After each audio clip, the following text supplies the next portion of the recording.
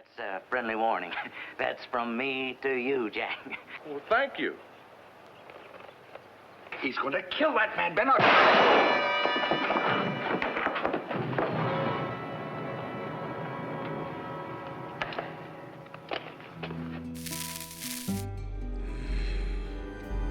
Interesting facts about famous people.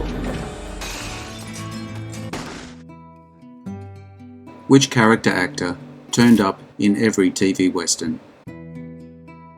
Distinctive faces and names, like Cactus, Chill, Dabs, and Denver.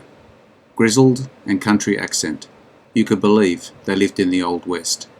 Stars like Dennis Weaver, Steve McQueen, and Clint Eastwood got their start as TV cowboys. TV Westerns would be nothing without their cast of supporting character actors. The 1950s and 60s were a great time to be an actor with Western skills.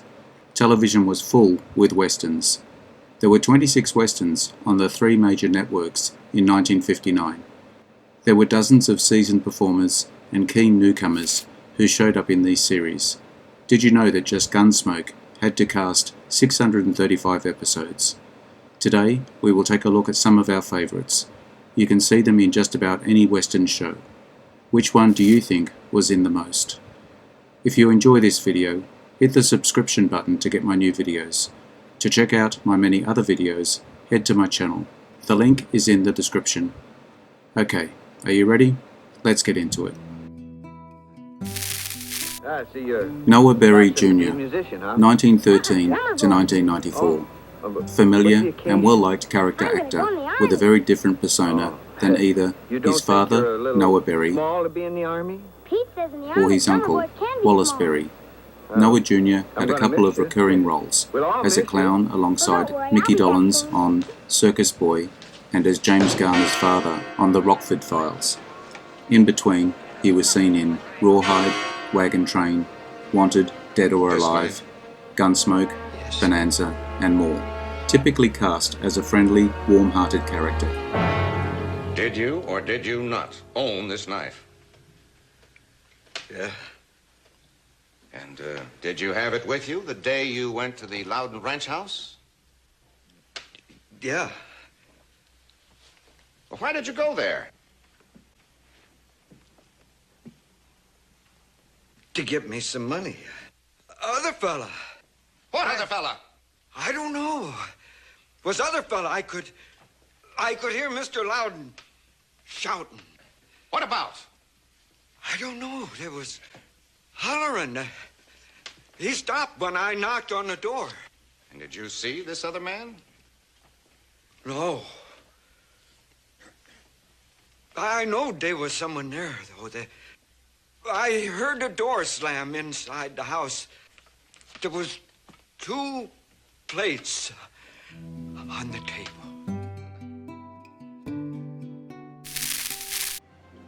Cary Jr., 1919 to 2012.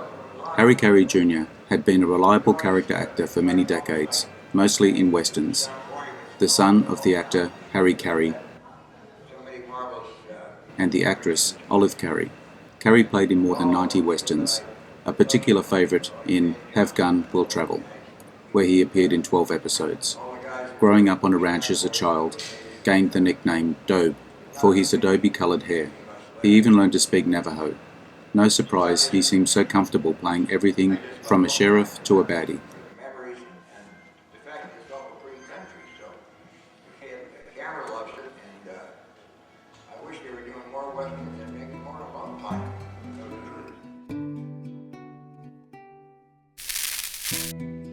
Royal Dano, 1922 to 1994.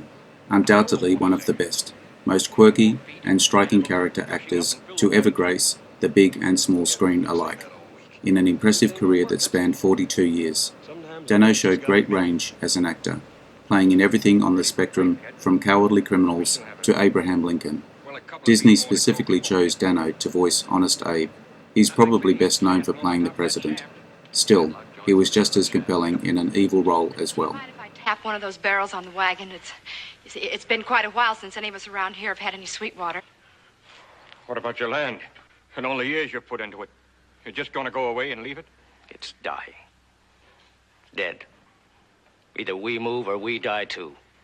It won't be long before the others will follow. You shot my brother Jack Elam, 1920 to 2003. Thanks to his lazy left eye, a result of being jabbed in the eye with a pencil as a child, Elam usually found himself typecast as an old coot or crazy criminal. He appeared with great effect in westerns and gangster films alike, and in later years played to wonderful effect in comic roles.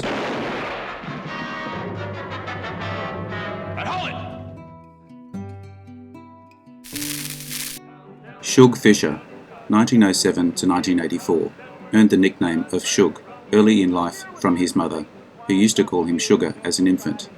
A member of a singing group, the Sons of the Pioneers.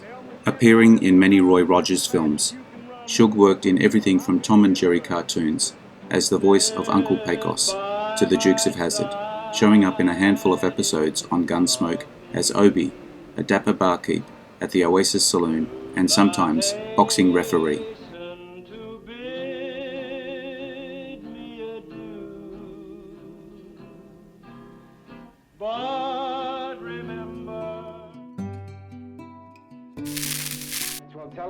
Paul Fix, 1901 to 1983.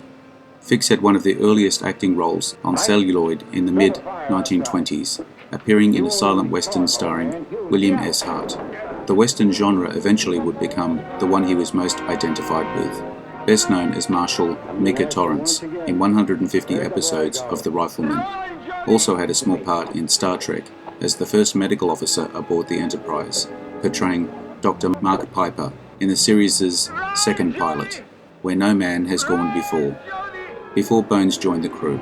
Elsewhere, he was Thad's dad on Gunsmoke and a bit player on seemingly every other western.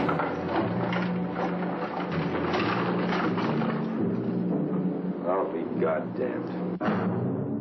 Yeah. Give me a kiss.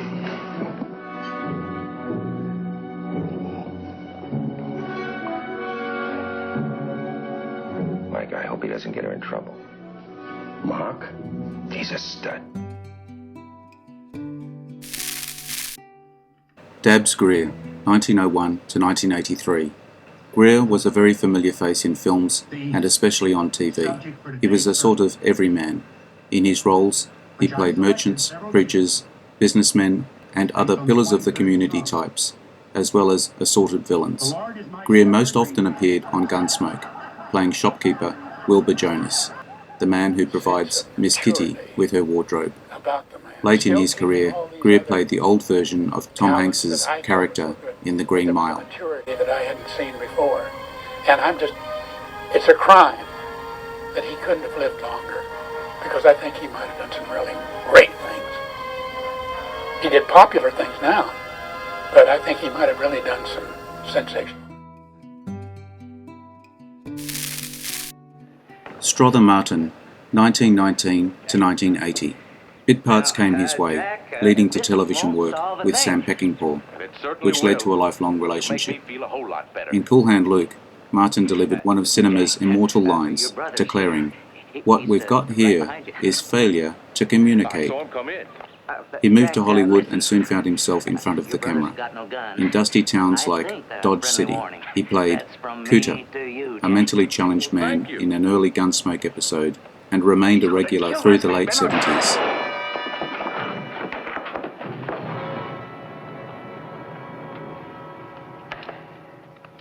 Well, my father was a sharecropper in Kentucky, and usually I'm playing some kind of part of my father. My father was a tough little man that never lost a fist fight. In Indiana, he won some of them with monkey wrenches and pliers. Yeah. Denver Pyle, 1920 to 1997. A rather wanderlust fellow before latching onto acting. Pyle, who made a career of playing drawling, somewhat slow southern types, was actually born in Colorado in 1920 to a farming family. Pyle should be familiar as both Briscoe Darling Jr.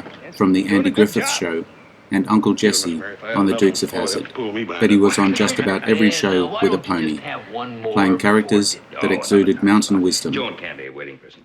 Well, now, Jeremy will be along any minute. Besides that, you got some money coming. Don't forget that. Mr. Cartwright, I'm afraid my father'd do anything to keep you company, especially if it meant missing his afternoon rest. Well, I'll see you tomorrow. Right. Now, you expect to spend some time with me tomorrow, Jim. I will.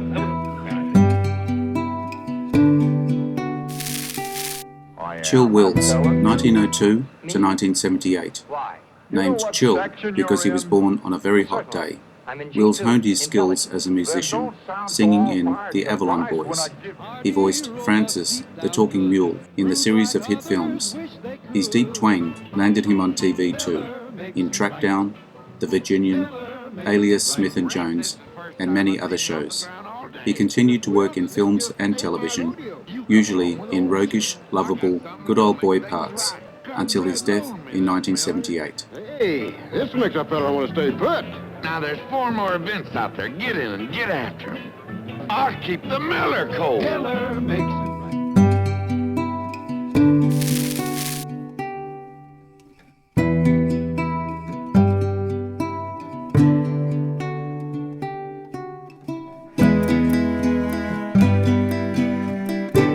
If you liked this video, make sure you hit the subscription button so you will see all my new videos as they come up.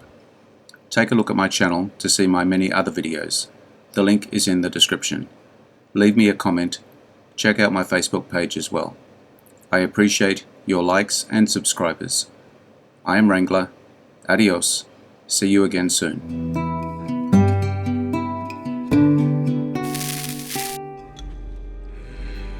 Interesting facts about famous people.